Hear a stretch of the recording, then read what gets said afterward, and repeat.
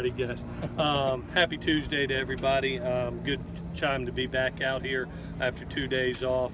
Worked more situational practice today. You saw a little bit of tempo being instilled, obviously, in our league.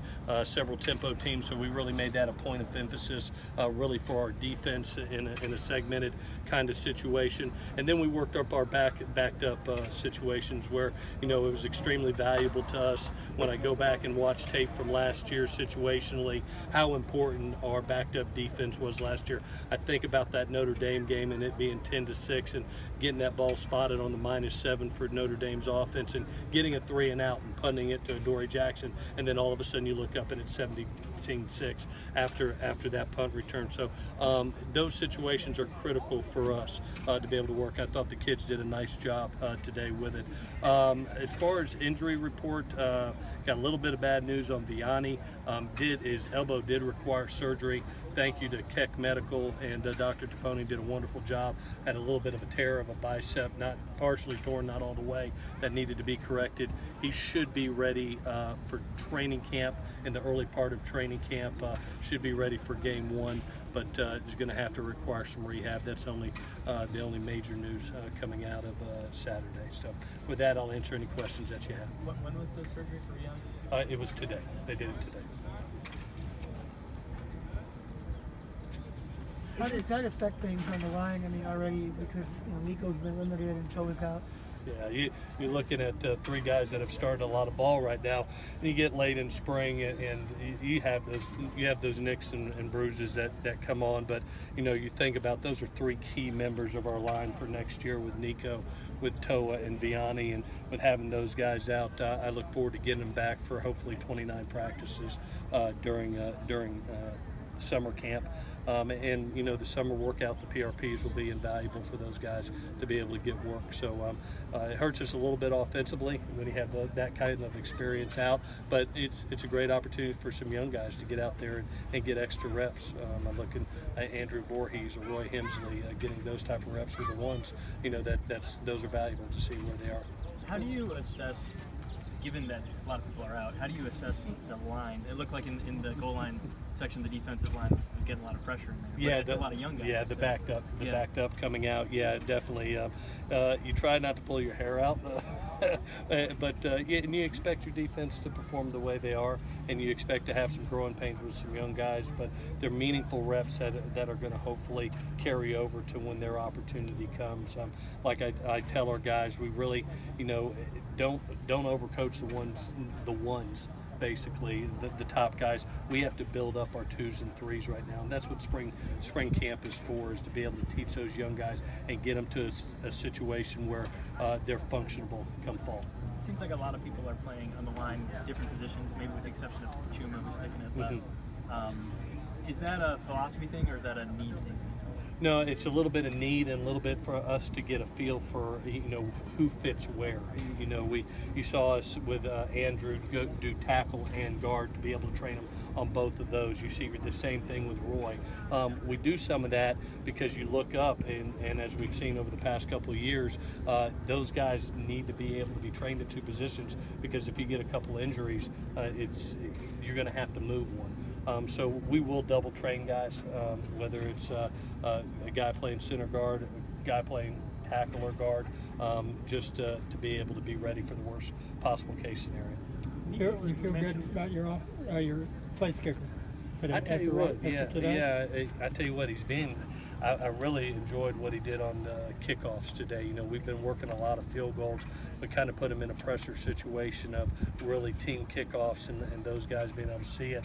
And I think the minimum he had was -2 in the end zone. It was anywhere from -2 to -8. So very productive day. Had a little wind behind him. He had a little bit of help there, but overall he is showing consistency. We knew he has a strong leg, plenty of leg to make any kick. Field goal wise, strong enough leg to get touchbacks. It was the overall consistency coming out of fall, and he's starting to show that. Credit to John Baxter and helping him with his technique. Nico was mentioning that he had talked about playing tackle. Because of the pace of things, you guys are doing more spread, more plays in the game. Can tackles be a little smaller than that, like 300 pounds? Well, you know, if you recall, Nico and Toa play tackle for us on this football team. And, you know, one of the things with Nico that we're going to have to explore, he got a little bit of a back issue. Obviously, he's a guy that's in our top 5, you know, all offensive linemen, as well as Toa. And you look at that and you got to see what other positions they can play.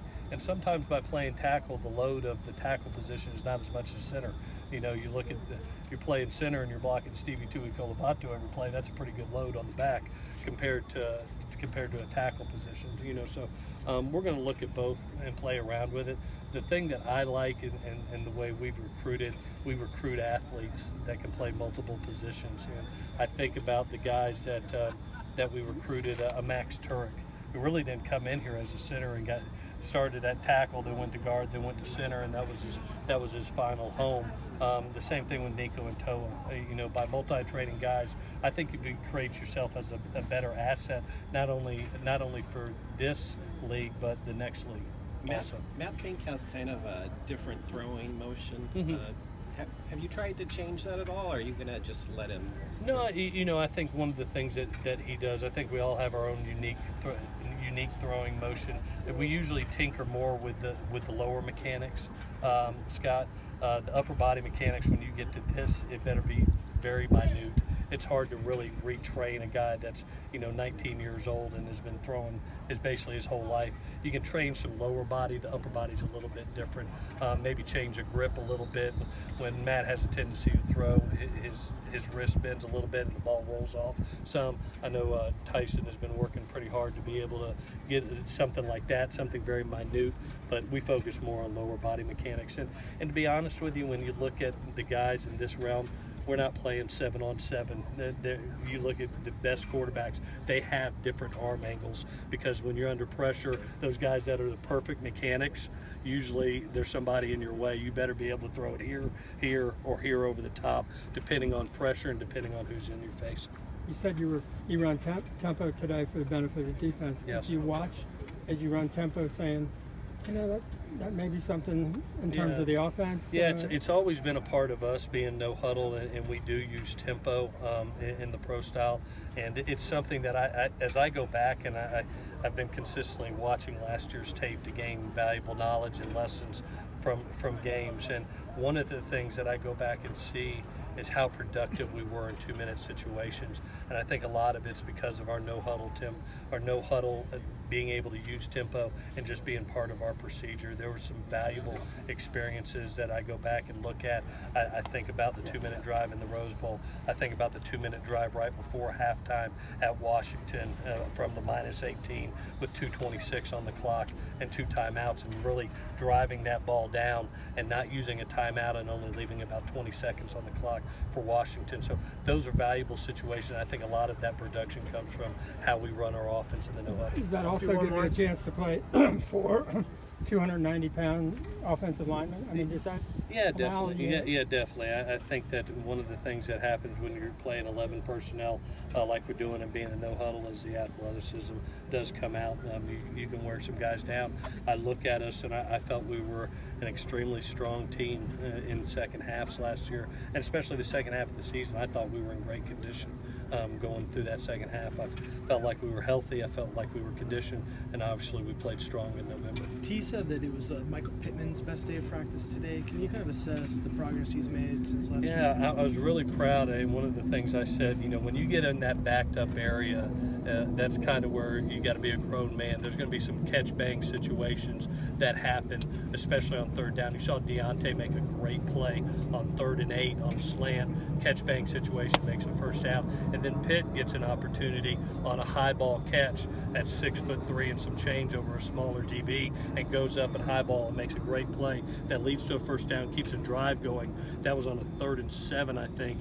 We're either punting from the 4-yard line or we're moving the ball down the field. And I told him afterwards, I said, those are the type of plays he's going to have to make for us, those tough catches that a Darius made for us last year, or Juju made. You know, those things where people are draped all over you and you use your physicality and your size to out-strength a guy, out-physical a guy. Okay. All right, guys. One Thank you. note to every